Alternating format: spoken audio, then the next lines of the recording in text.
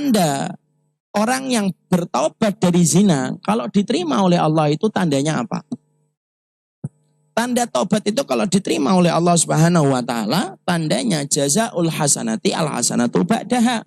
Itu nampak kebaikan setelah dia bertaubat. Yang dulunya tidak menutup aurat, menutup aurat. Yang dulunya takut, dia tidak takut sama laki-laki, dia kemudian sungkan malu sama laki-laki. Yang dulunya beringas sama perempuan, dia kemudian menjaga sama perempuan. Yang dulunya ketika sebelum zina, ketika dia zina nggak pernah datang ke tempat taklim, tiba-tiba setelah taubat sering datang ke tempat taklim. Nangiskan air mata, ketakutan sama Allah. Itu taubatnya diterima oleh Allah. Ini kisah nyata, wallahi akhi. Anak pernah ngisi di Lebak Bulus, ada salah satu pertanyaan yang sampai ke meja Ustadz ketika nanya itu. Ustadz, saya ini pelaku dosa besar. Saya pernah bunuh, saya berzina sudah tak terhitung, saya minum khamar, saya pernah nempeleng orang tua, saya pernah dipenjara. Semua kejahatan pernah saya lakukan. Insya Allah. Dan yang saya rasakan hari ini itu apa? Saya betul-betul ketakutan, Ustadz. Setiap saya mendengar nasihat itu baru duduk di majelis ilmu, belum 10 menit saya sudah tumpah air mata. Apakah saya normal, Ustadz? Masya Allah. Saya tuh ketika baca itu, Pak, Masya Allah, iri saya. Air mata yang mudah menetes ketika bertobat itu air mata paling mahal. Itu air mata mahal. Makanya kemudian itulah yang kemudian kita akan lihat. Indikator orang diterima tobat dari zina itu apa?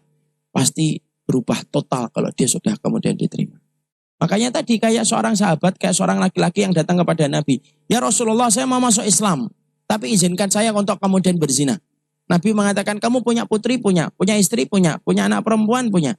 Gimana kalau semua itu dizinai orang? Saya penggal kepalanya, Muhammad. Kemudian Rasulullah menjawab singkat. Begitu juga sama orang lain juga mereka tidak ridho kalau keluarga mereka kamu zinai. Maka kemudian sebagaimana kamu yang tidak ridho. Lalu laki-laki itu berkata, sebelum ketemu dengan Rasulullah, tidak ada perkara yang paling saya cintai kecuali zina. Tapi setelah ketemu dengan Rasulullah, tidak ada perkara yang paling menjijikkan kecuali adalah zina. Itu tobat diterima itu kayak gitu. Dan saya akan berjuang di sisa umur hidup saya untuk kemudian memerangi tentang perzinahan. Nah itu tobat diterima itu kayak gitu. Makanya kalau ada orang zina, kok dia petantang-petenteng, masih kemudian sama perempuan jalan sama perempuan yang lainnya. Maka hukumannya itu disebut di dalam hukum syariat apa? Pezina. Karena apa? Karena pezina itu dalam Islam itu harusnya mati. Supaya tidak menularkan penyakit, menularnya itu kepada orang lain. Mungkin kita kalau ngelihat dengan nalarnya kita, mungkin seakan-akan kok kejam. Tidak kejam. Yang kejam itu ketika kita membiarkan seorang laki-laki menzinai anak yang kemudian kita miliki. Itu lebih kejam. Itu lebih kejam. Antum apa enggak remuk? Saya sudah ngomong di sini. Apa kita enggak remuk punya anak perempuan, kita didik dari kecil. Kemudian kita didik, kita kasih apa yang dia mau, vitaminnya kita perhatikan. Terus sampai gede ketika mekar, dipetik dengan cara yang dimurkai oleh Allah. Itu lebih kejam itu sebenarnya. Cuma orang beriman itu tidak tahu ini. Makanya kenapa kok pelaku zina dalam Islam itu kalau kemudian ditegakkan hudud itu harus mati. Karena supaya berhenti, mata rantai dosanya itu berhenti.